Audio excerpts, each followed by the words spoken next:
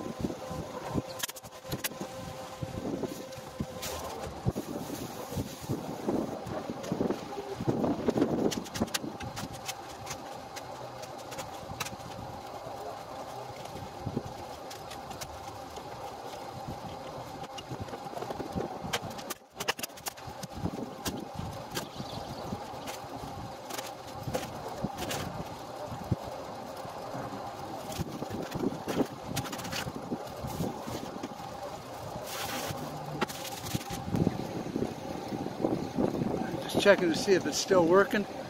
Well, it's been 26 minutes. As you can see, I've gotten right about halfway, and I think I'll be good on the concrete. People that watch these videos might be thinking, Mark, why aren't you wearing gloves? That's concrete.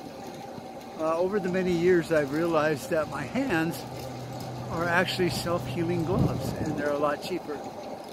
But I don't do this for a living all the time, so, you know, doing this, last time I poured this much concrete was over a year ago, so it's not as critical as if I did it every day. So I'm not being a smartass, but my hands will heal, and my gloves wear out and get wet, and it just pisses me off. Back to work.